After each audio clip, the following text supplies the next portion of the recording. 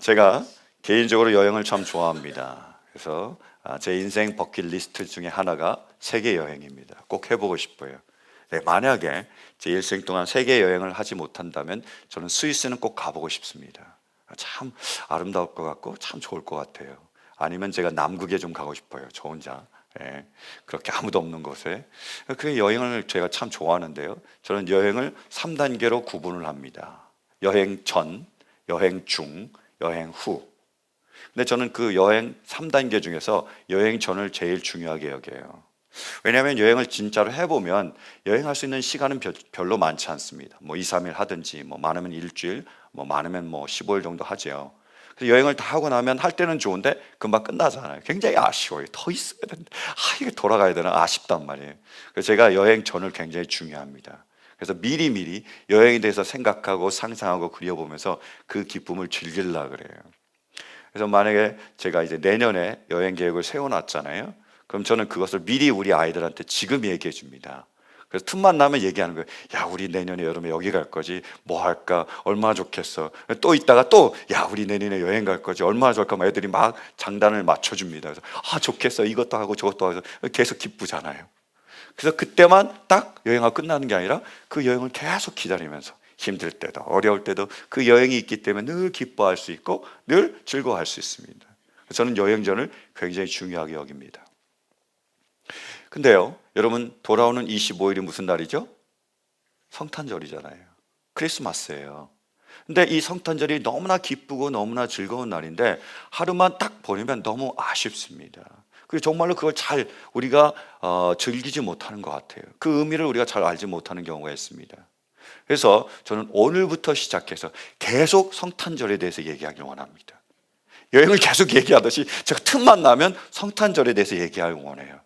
그래서 그 주신 기쁨, 그 즐거움 우리가 오랫도록 이렇게 누리며 기뻐할 수 있기를 간절히 바랍니다. 우리 서로 다시 한번 이렇게 서로 인사 나눌까요? 이렇게 인사하겠습니다. 미리 크리스마스. 여러분 볼 때마다 우리 이렇게 성탄의 기쁨을 서로 나눌 수 있기를 바랍니다. 미리미리 그 기쁨을 누릴 수 있기를 바라요. 여러분 성탄절은 예수님께서 이 땅에 탄생하신 날이죠.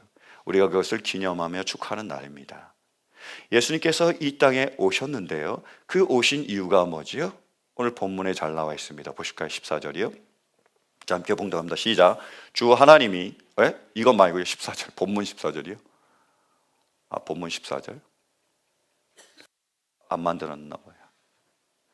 자, 시작. 그 말씀은 육신이 되어 우리 가운데 사셨다. 우리는 그의 영광을 보았다. 그것은 아버지께서 주신 외아들의 영광이었다. 그는 은혜와 진리가 충만하였다. 아멘. 예수님께서 이 땅에 오신 이유가 뭐라고요? 말씀이 육신이 되기 위해서입니다. 예수님께서는 하나님의 말씀을 육신으로서 실제적으로 보여주시고 실제적으로 이루기 위하여 오셨습니다. 그게 예수님이 오신 목적이에요. 자, 아까 말씀 보실까요? 창세기 3장 말씀. 주 하나님이 뱀에게 말씀하셨다. 내가 이런 일을 저질렀으니 모든 집 짐승과 들짐승 가운데서 내가 저주를 받아 사는 동안 평생도록 배로 기어다니고 흙을 먹어야 할 것이다. 내가 너로 여자와 원수가 되게 하고 너의 자손을 여자의 자손과 원수가 되게 하겠다. 여자의 자손은 너의 머리를 상하게 하고 너는 여자의 자손의 발꿈치를 상하게 할 것이다. 아담과 하와가 뱀의 유혹을 받고 사단의 유혹을 받고 선악과를 따먹습니다. 그래서 하나님의 말씀을 거역하죠. 하나님을 배신한 거지요. 분명히 하나님께서 말씀하셨죠. 선악과를 따먹으면 정령 죽으리라. 그래서 그 말씀하신 대로 그들이 정령 죽게 됐습니다. 뿐만 아니라 그 모든 우리가 후손들이 영원한 죽음으로 멸망으로 갈 수밖에 없는 상황에 놓인 거지요. 근데 그 절망의 순간에 그 멸망의 순간에요. 하나님은 구원을 약속하십니다. 뱀의 후손이 여자의 후손의 발꿈치를 상하게 하겠지만 그 여자의 후손은 뱀의 머리를 깨뜨릴 것이다. 그래서 그 여자의 후손이 너희를 구원할 것이라는 구원의 약속을 하신 거예요. 그 여자의 후손이 누구시죠? 예수 그리스도십니다. 그래서 하나님께서는 그렇게 구원을 약속하셔서 그 절망의 순간에 구원을 약속하시고 그 말씀대로 우리에게 예수 그리스도를 내어주셨습니다. 그 구원의 말씀대로 예수님께서 이 땅에 오셨습니다. 그래서 하나님의 말씀이 육신이 된 거죠. 하나님의 말씀이 예수님 통해서 이루어지셨습니다. 그래서 예수님이 오시기 전에 예수님의 탄생을 준비하며 천사 가브리엘은 이렇게 말합니다. 보실까요? 봉독하겠습니다. 시작. 요셉이 이렇게 생각하고 있는데 주님의 천사가 꿈에 그에게 나타나서 말하였다. 다윗의 자손 요셉아, 두려워하지 말고 마리아를 내 아내로 맞아들여라. 그 태중에 있는 아기는 성령으로 말미암은 것이다. 마리아가 아들을 낳을 것이니 너는 그 이름을 예수라 하여라. 그가 자기 백성을 그들의 죄에서 구원하실 것이다. 이제 예수님이 탄생할 텐데 그 이름을 뭐라고 하라고요? 예수라고 해라. 뜻은 뭐지요? 구원하시다는 뜻입니다. 자기 백성을 죄에서 구원하실 거라는 거예요. 그분이 태어나실 거라는 겁니다. 하나님께서 분명히 구원을 약속하셨고 그 약속대로 예수님께서 이 땅에 오셔서 그 구원을 이루셨다는 거예요. 사랑하는 성도 여러분, 정말로 우리 예수님이 이 땅에 오셔서 우리를 구원하셨음을 믿으십니까? 세상은 믿지 않습니다. 세상은 예수님을 영접하지 않아요. 그러나 우리에게, 은혜 받은 우리에게 그 은혜가 있기에 우리는 예수 그리스도를 구주로 믿습니다. 예수님께서 우리를 구원하셨음을 믿습니다. 근데요, 구원은 제가 늘 얘기를 하지만 단순히 우리가 죄에서 구원받아서 지옥에서 천국으로 가는 것만 의미하지 않아요. 이게 가장 중요하지만, 이게 가장 근본적이지만 그것만이 구원이 아닙니다. 구원은요, 죄로 인해서 오염되고 죄로 인해서 타락하고 죄로 인해서 무너져 있던 그 모든 것에서 하나님께서 예수님을 통하여 우리를 건져내셔서 하나님의 뜻 가운데 선하시고 아름다운 그 계획 가운데 그것을 누리는 것, 회복하는 것을 의미합니다. 우리 삶의 전 영역에서의 회복, 하나님 뜻 안에서의 다시 돌아섬, 이것이 바로 구원입니다. 그러므로 저는 간절히 원하는 것은 우리가 천국에 갈 뿐만 아니라 이 땅에서도 그 놀라운 구원을 우리 삶의 전 영역에서 누릴 수 있는 그 크신 은혜가 있기를 간절히 축원합니다. 그래서요, 사도 바울은 우리에게 이렇게 권면하고 있습니다. 보실까요? 빌립보서.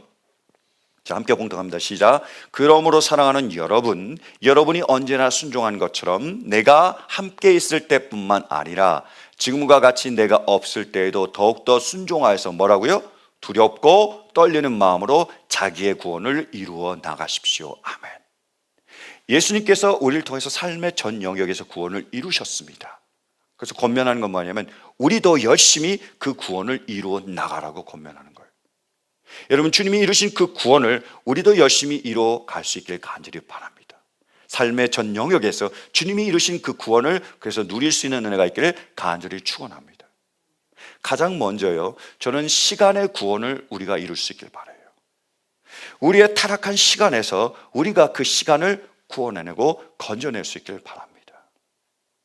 에베소서 5장은 우리에게 이렇게 말해주고 있습니다. 에베소서 5장 15절 16절. 그러므로 여러분 어떻게 살아가야 할지를 살피십시오. 지혜롭지 못한 사람처럼 살지 말고 지혜로운 사람답게 살아야 합니다. 세월을 아끼십시오. 때가 악합니다.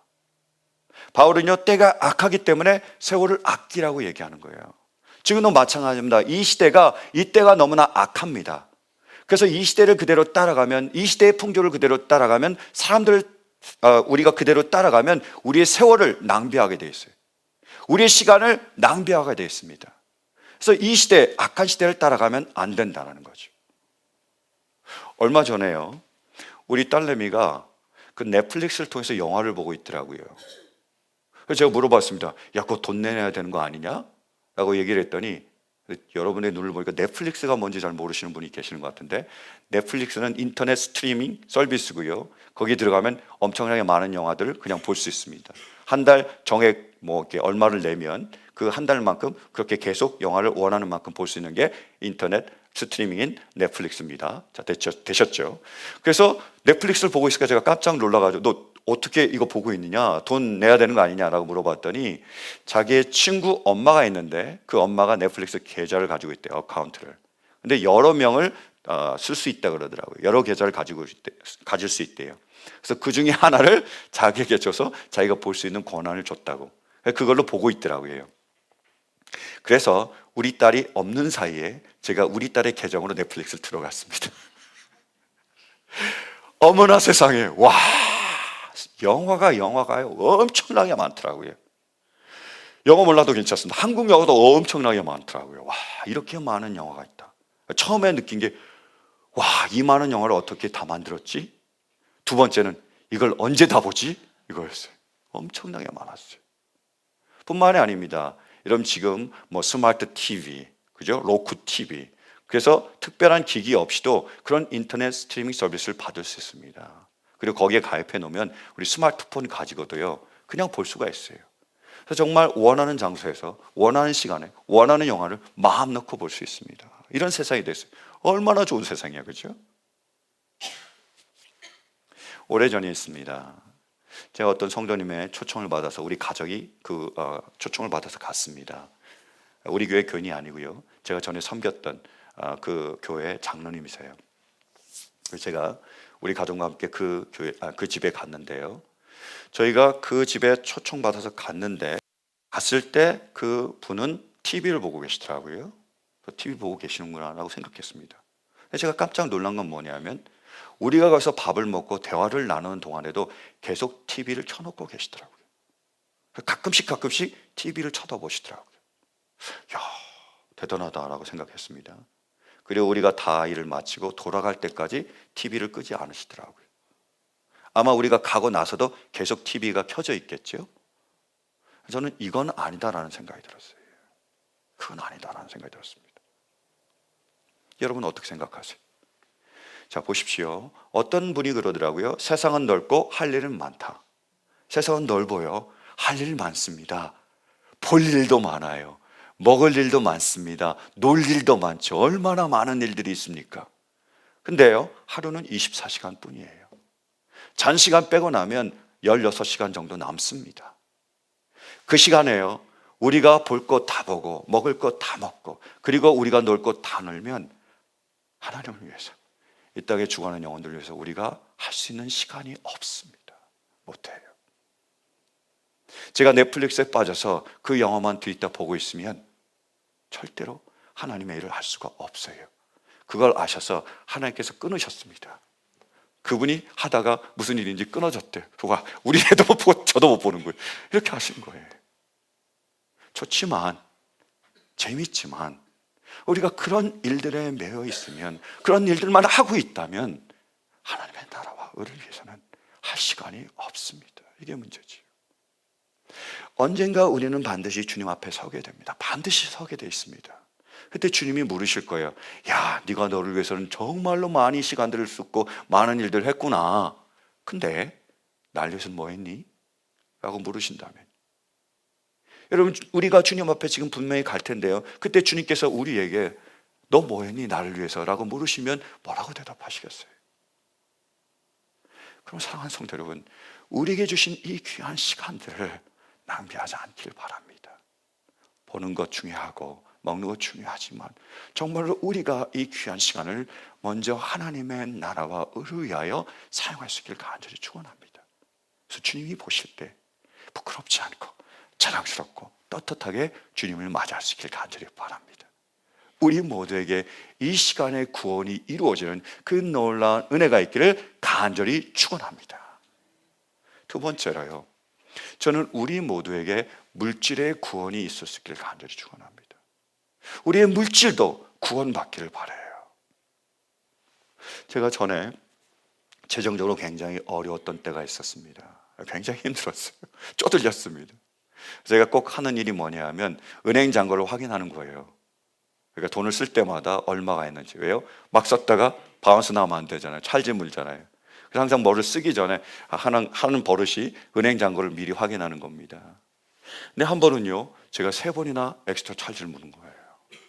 바운스가 나서 3번이나 제가 찰지를 받았더라고요. 어떤 일이냐 봤더니요, 제가 수표를 썼는데 이 은행에서 그걸 홀드하고 있었습니다. 제가 몰랐어요, 수표를 쓴 걸. 그래서 돈 있는 줄 알고 잔고만 확인하고 썼더니 팡 터트려서 짱짱짱 3개나 물린 거예요. 제가 그 일을 통해서 야, 은행이 얼마나 교활한지, 은행이 얼마나 미나한지 제가 알게 됐습니다. 은행이 어떻게 하는지 아십니까? 우리의 잔고가 많잖아요. 그러면 수표를 빨리빨리 돌립니다. 돌려야 자연회가 되니까. 근데 여러분, 잔고가 얼마 없잖아요. 수표를 홀드합니다. 일주일이고요, 10일이고 홀드하고 있어요. 안 돌려요. 그래서 뭐 할 때까지요? 바운스 날 때까지. 바운스 나면 확 터뜨리는 겁니다. 그리고요, 이런 예도 있습니다. 잔고가 500불이에요. 그래서 500불이 있으니까 수표를 50불 썼습니다. 근데 그걸 안 돌리니까 제가 모르고 그 다음에 600불을 쓰잖아요. 그럼 어떻게 수표를 처리하는지 아세요? 먼저 쓴 것부터 넣어요. 600불 먼저 터뜨립니다. 그래서 바운스 됐죠? 찰지 물죠? 그 다음에 50불을 그 다음에 터뜨려요. 또 찰지 물리는 거예요. 이렇게 민하고 이렇게 교활하더라고요. 그리고 그뿐만이 아니죠. 신용카드는 어떻죠? 신용카드 처음에 무이자, 그죠? 몇 개월 무이자, 뭐 1년 무이자. 그 다음에 3%, 5% 이렇게 하잖아요. 근데 우리가 그걸 막 쓰고 금액이 늘어나고 갚을 수 없으면 어떻게 되죠? 계속 올립니다. 계속 올려요. 근데 올려도 갚을 수 없잖아요. 그 돈이 없으니까 못 갚는 거예요. 제가 그걸 봤습니다. 그래서 나중에 봤더니 뭐냐면, 자 보십시오. 우리가 미니멈이라고 크레딧 카드에서 정해주잖아요. 그 미니멈만 다 내면 뭐만 내느냐? 이자만 내는 거예요. 그 여러분, 이제는 법으로 그걸 보여주게 돼 있습니다. 미니멈만 냈을 때 어떻게 되는지 아십니까? 원금은 계속 늘어납니다. 계속 우리는 갖다다 바치는 거예요.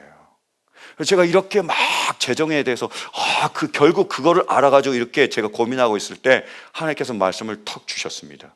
잠언 22장 7절 말씀이요. 보실까요? 함께 봉독합니다. 시작. 가난하면 부자의 지배를 받고 빚지면 빚쟁이의 종이 된다. 제가 그러고 있다라는 거죠. 저는 미니멈 좋다고 그러면 넘어간다고 계속 미니멈만 내고 있는데 제가 계속 어떻게 하는 거예요? 갖다다 바치는 거예요, 돈을요. 너무 가슴이 아팠습니다. 왜 내가 이 피 같은 돈을 그 부자들에게, 왜 신용카드 그 회사들에게 갖다다 바쳐야 되죠? 그걸 제가 아낄 수 있으면 차라리 가난한 사람, 힘든 사람에게 제가 나눠주면 얼마나 좋을까, 이런 생각이 드는 거예요. 제 자신이 너무 싫은 겁니다. 왜 이렇게 해야 될까? 왜 내가 이렇게 해야 될까? 이 돈을 가난한 사람들, 힘든 사람들 돌아줄 수 있을 텐데. 그래서 제가 그때 결단을 했습니다. 무조건 빚부터 갚아놔야 되겠다. 그래서 인컴은 달라지지 않지만 아웃컴, 지출을 어떻게 하면 줄까 생각했어요. 그래서 생각한 게 뭐냐면 이렇게 했습니다. 페이먼을 받고 어떤 돈이 생기면 무조건 빌부터 갚았습니다. 빌은 내야 되잖아요. 그러고 나서 최선을 다해서 빚부터 다 갚았습니다. 그리고 따로 일정한 액수를 제가 떼어냈어요. 그걸 용돈으로. 그 안에서만 쓰자라는 거예요. 그리고 돈이 안 보이면 막 쓰게 됩니다. 그게 크레딧 카드의 단점이잖아요. 그래서 보이도록 가계부를 쓰기 시작했습니다. 그래서 보이는 거예요. 제 액수가 있는데 그게 얼마만큼 줄어드는지. 그러니까 처음에는 팍팍 썼다가 줄어들면 어떻게 해요? 아끼게 되잖아요. 줄여야 되겠다. 없는데. 그래서 막 쓰게 되는 거예요. 그래도 넘어갈 때가 있습니다. 변수가 있잖아요, 삶이라는 게. 그러면 어떻게 되죠? 마이너스가 되면 그 다음부터 제가 피눈물을 흘리는 거죠. 쓰면 안 되는데, 엄청난 압박 가운데 그걸 제가 써야 되는 거예요. 그럼 어떻게 될까요? 절약이 되겠죠. 그렇게 노력하고 있는 거예요. 애쓰고 있습니다. 왜요? 왜 내가 내 피 같은 돈을 가난한 사람들과 정말로 힘든 사람들에게 써야 되는데 왜 내가 갖다 바쳐야 되나? 이런 마음 때문이었어요. 작년에 있었던 일입니다. 제가 컴퓨터가 있었는데 교회 사무실에 컴퓨터가 있는데 너무 이게 느린 거예요. 그리고 오래돼서 막 여러 가지 기능들이 안 되는 겁니다. 그래서 우라가 치밀더라고요. 너무 답답한 거예요. 안 되겠다. 그래서 제가 인터넷으로 컴퓨터를 찾아봤어요. 근데 저렴한 가격에 이렇게 정말 기능도 좋은 그 컴퓨터들이 있더라고요. 그래서 마음이 동했습니다. 견물생심 사고 싶더라고요. 갈등이 생기는 거죠. 살까 말까, 살까 말까. 그렇게 갈등이 생길 때 가장 좋은 방법이 뭐죠? 기도입니다. 기도하는 거예요. 그래서 하나님께 기도했습니다. 하나님, 컴퓨터를 살까요 말까요? 막 기도하고 있는데 이런 감동을 주셨어요. 너 돈 있니? 너 돈 있니? 이 감동입니다. 제가 만약에 그 컴퓨터를 사면 크레딧 카드로 사야 되는 거예요. 카드는 뭐죠? 빚입니다. 제 돈이 아니에요. 제가 돈이 없었어요. 돈 생기면 사야지. 그래서 못 샀습니다. 하나님께서 저를 긍휼히 여기셔서 어떤 성도님이 컴퓨터 하나를 이제 교회에 기증하셨습니다. 제가 그걸 아주 지금 잘 쓰고 있습니다. 기능도 좋아요. 잘 됩니다. 여러분, 우리가 기억해야 할 것이 있습니다. 뭐냐면요, 돈은 최고의 서번트입니다. 최고의 종이에요. 돈만큼 좋은 종이 없습니다. 근데요, 반대로 돈은 최악의 주인입니다. 이것만큼 악독한 주인이 없습니다. 사랑하는 성도 여러분, 주님 안에서 우리 모두 물질의 구원을 이룰 수 있기를 간절히 바랍니다. 그래서 돈의 종이 아니라 돈의 주인이 될 수 있는 그 크신 은혜가 우리 모두 가운데 임하시기를 간절히 축원합니다. 마지막으로요, 우리 모두 인간관계의 구원을 이룰 수 있기를 간절히 바랍니다. 인간관계에서 우리도 이 관계가 주님 안에서 회복될 수 있기를 간절히 바라요. 이 인간관계의 가장 좋은 모델은요, 골로새서 3장이라고 생각합니다. 한번 보실까요? 3장 17절 함께 봉독합니다. 시작. 그리고 말이든 행동이든 무엇을 하든지 모든 것을 주 예수의 이름으로 하고 그분에게서 힘을 얻어서 하나님 아버지께 감사를 드리십시오. 아멘. 뭐라고요? 말이나 행동이나 무엇을 하든지 주 예수 그리스도의 이름으로 하라는 거예요. 주님의 대리자처럼요. 다시 말해서 뭐죠? 우리가 말이나 행동이나 다른 사람을 대할 때 우리가 예수님처럼 대하라는 거예요. 예수님이라면 이 사람들 어떻게 대하실까? 그것을 생각하며 말과 행동을 해야 합니다. 찰스 쉘던이 쓴 예수님이라면 어떻게 하실까라는 책이 있습니다. 19세기 중엽에 있었던 일인데요, 제가 지난 주일날 나눴던 제 설교하고 비슷합니다. 이 목사님이 설교를 준비하고 있었습니다. 근데 이분은 집에서 설교를 준비하고 있었어요. 준비하고 있었는데 그 본문이 베드로전서 2장 21절입니다. 보실까요? 베드로전서 2장 21절.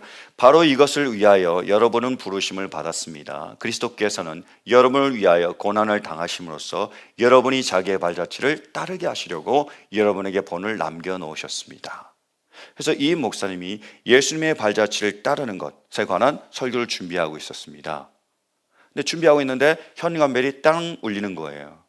가서 봤더니 홈리스가 있었습니다. 불황자가 있었습니다.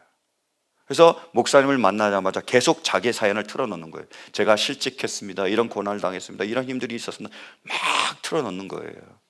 그래서 다 듣고 나서 그냥 돈 몇 푼 집어줬습니다. 그래서 빨리 보냈어요. 왜? 설교 준비해야 되니까. 방해받지 않으려고. 그러고 나서 열심히 설교를 준비했습니다. 그래서 그 주일날 설교를 아주 유창하게 멋있게 잘 전했어요. 근데 설교가 끝나는데 교회가 웅성웅성거리는 거예요. 자기 집에 찾아왔던 그 불황자가 예배에 참석했습니다. 그래서 대중들 앞에서 얘기하는 거죠. 내가 저 맨 위층에서 그 메시지를 들었다는 거예요. 예수님을 따른다는 것, 예수님의 발자취를 쫓는 것이 무엇인지를 내가 잘 들었다는 겁니다. 그래서 자기 얘기를 하고 이렇게 도전을 했습니다. 내가 직장을 잃고 이 지역으로 와서 사흘 동안 돌아다녔는데 이 목사님 말고는 그 누구도 나에게 관심을 갖지 않았습니다. 나를 없는 사람처럼 취급했어요. 아무도 나를 돌아봐 주지 않더라고요. 라고 얘기하면서 울분을 토했습니다. 그러다가 쓰러졌어요. 결국 죽었습니다. 배고파서요. 힘들어서요. 지쳐서 탈진해서요. 아무도 돌아보지 않으니까. 그래서 그리고 나서 그 다음 주일날 목사님께서 이런 제안을 했습니다. 여러분, 우리가 한 달 동안만이라도 서약을 합시다. 사인합시다. 그래서 한 달 동안만이라도 예수님이라면 어떻게 말하실까?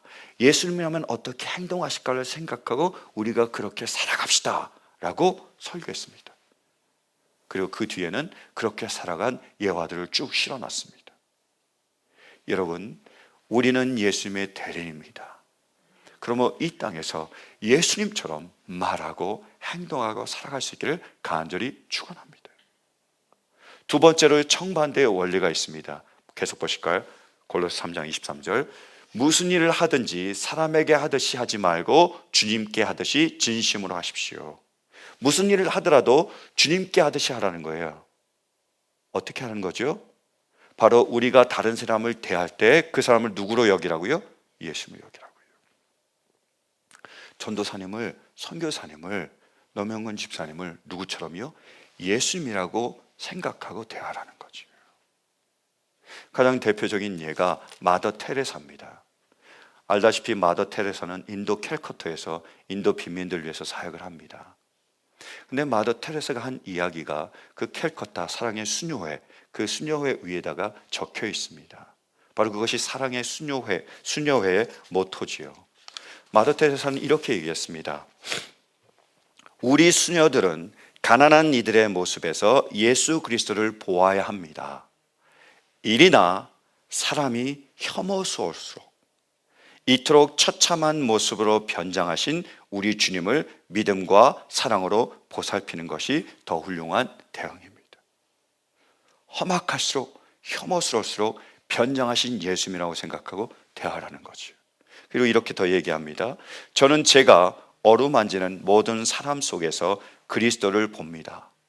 그분이 내가 굶주리고 목마르고 헐벗고 병이 들었다고 말씀하셨기 때문입니다. 이처럼 단순합니다. 빵 한 조각을 줄 때마다 저는 그분께 드리는 것입니다. 이렇게 다른 사람을 대할 때 누구처럼요?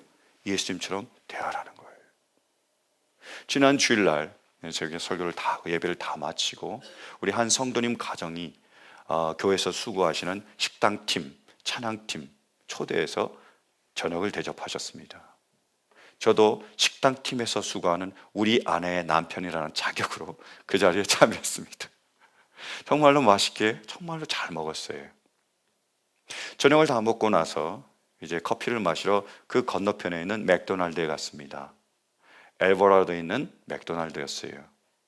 근데 가봤더니 그 가게 앞에 그리고 가게 안에 홈리스를 비롯한 많은 사람들이 있더라고요. 가게를 들어섰더니 굉장히 지저분하고 그리고 별로 원하지 않는 그런 냄새가 났습니다. 속으로 그렇게 생각했어요. 우리 성도님들이 이제 오시는데 이곳을 싫어하면 어떡할까? 이것이 마음에 안 들면 어떻게 할까? 그런 걱정반을 가지고 제가 거기에 들어갔습니다. 놀랍게도요, 성도님들이 오셔서 커피를 마시는데 한 분도 그 가게에 거기에 있는 사람에 대해서 불평하는 분이 안 계셨습니다. 제가 못 들었을지는 모르지만 못 들었습니다. 더러운데 냄새나는데 지저분한데 아무도 불평하지 않았어요. 커피까지 다 마시고 이제 다시 집으로 왔습니다. 교회밴을 타고 우리 청년들하고 같이 타고 왔어요.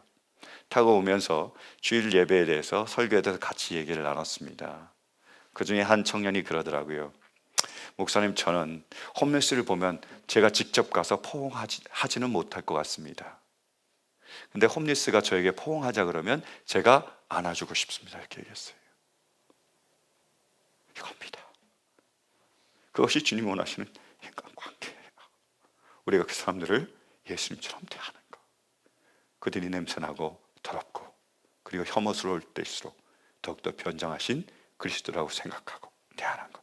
그것이 바로 관계 회복입니다. 사랑하는 성도 여러분, 우리 가운데 이러한 관계의 구원이 이루어질 수 있길 간절히 바랍니다.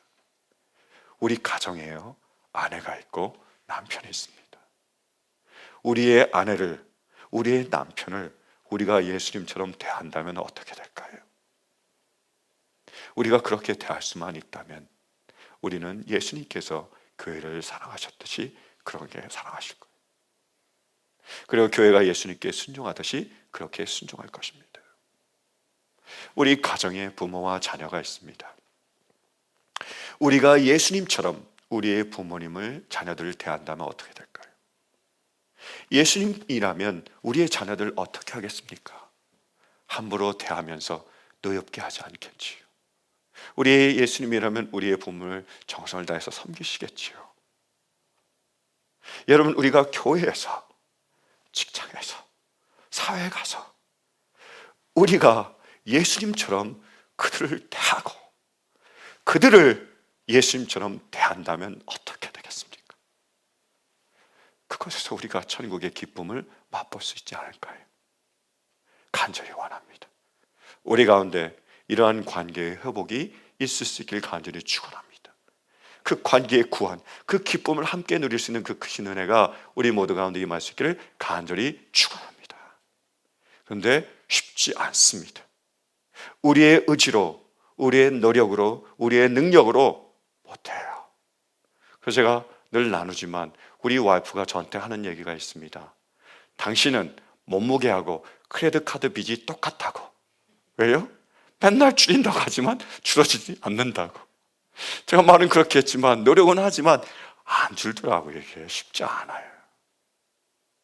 그런 뿐만 아니라 시간의 구원도요, 그리고 관계의 구원도 쉽지 않습니다. 지금도 미안한 사람들도 있고 힘들어하는 사람들도 있는 거죠. 쉽지 않아요. 여러분들은 어떠십니까? 정말 예수님을 만났는데, 우리가 구원을 받았는데, 시간의 구원, 물질의 구원, 관계의 구원, 그 전반적인 구원을 누리고 계십니까? 이루고 계세요? 쉽지 않아요. 그래서 우리에게 성경은 이렇게 말씀하십니다. 보실까요? 14절이요. 그 말씀은 육신이 되어 뭐라고요? 우리 가운데 사셨다는 거죠. 예수는 단지 말씀이 육신이 돼서 구원을 이루셨을 뿐만 아니라 우리 가운데 계신다는 거예요. 그래서 우리 예수님의 또 다른 이름이 있습니다. 보실까요? 마태복음 1장 23절. 보아라, 동정녀가 잉태하여 아들을 낳을 것이니 그의 이름을 임마누엘이라고 할 것이다 하신 말씀을 이루려고 하신 것이다. 임마누엘은 번역하면 하나님이 우리와 함께 계시다는 뜻이다. 아멘. 예수님께서 구원을 이루셨고 우리 보고 너희 혼자 구원을 이루라고 놔둔 게 아닙니다. 예수님 지금 우리와 함께 계십니다. 그리고 우리를 통하여 이 구원을 이루고 가고 계세요. 사랑하는 성도 여러분, 정말로 우리 예수님께서 우리와 함께 계심을 믿으십니까? 우리와 함께 이 구원을 이루어 가고 계심을 믿으십니까? 이 믿음을 붙잡고 우리가 다시 일어서길 원합니다. 주님과 함께 그 구원을 주님의 능력으로 이루어 가길 간절히 바라요. 얼마 전에 성경 공부를 할 때 제가 이런 질문을 드렸습니다. 예수님께서 우리를 구원하셨습니다. 믿으십니까? 믿는데요. 그렇다면 구원을 믿는 믿음이 실제로 우리 생활에서 어떤 능력을 발휘하고 있습니까? 그것이 어떤 의미가 있습니까? 라고 물었어요. 이렇게 얘기했습니다. 목사님, 제가 살아가면서 애쓰고 노력하지만 실수할 때가 있습니다. 실패할 때가 있습니다. 넘어질 때가 있습니다. 그러면 제 자신이 실망이 됩니다. 그리고 좌절이 됩니다. 근데 저는 믿습니다. 예수님께서 나를 구원하셨음을 믿습니다. 예수님께서 나를 구원하실 것을 믿습니다. 그러므로 다시 일어섭니다. 다시 노력합니다. 이렇게 얘기했어요.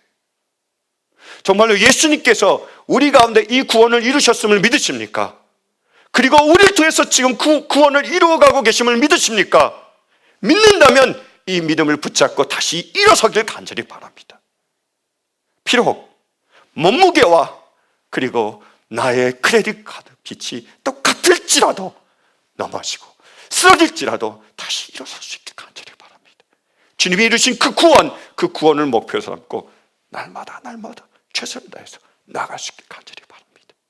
비록 우리가 우리의 시간을 낭비하는 한이 있더라도, 실망하고 좌절하는 일이 있더라도 다시 일어서길 간절히 바랍니다. 하나님의 나라를 위하여 우리가 끝까지 열심히 수고하며 우리가 그 일을 해낼 수 있기를 간절히 바랍니다. 지금 내 남편이 아내가 밉지만, 내 부모가, 내 자녀가 내 마음을 속상하게 하지만, 지금 사랑하지 못한다 할지라도 다시 한번 일어설 수 있길 간절히 바랍니다. 우리가 예수님인 것처럼 그분들을 예수님으로 여기며 그렇게 살아갈 수 있는 그 은혜가 있을 수 있길 간절히 바랍니다. 그때 예수님께서 이루신 그 구원이 우리 삶에서 온전히 이루어지게 될 줄로 믿습니다.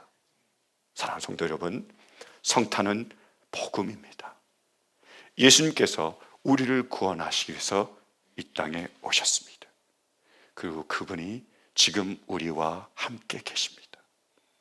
그 구원을 우리 가운데서 이루실 그 주님과 함께 우리도 주님의 능력을 의지하며 도움을 구하며 그 구원을 이루어 나갈 수 있기를 간절히 바랍니다. 그래서 말씀이 육신이 되는 그 성탄의 놀라운 은혜가 우리 삶 가운데 이루어질 수 있기를 간절히 바랍니다. 성탄의 은혜, 그 은혜를 통해서 함께 기뻐하며 함께 감사하며 하나님께 영광을 돌릴 수 있는 그 크신 은혜가 우리 모두 가운데 임할 수 있기를 간절히 축원합니다. 이 믿음으로, 이 소원으로 찬양하며 영광 돌리며 나아가기 원합니다. 다 일어서 찬양하시겠습니다.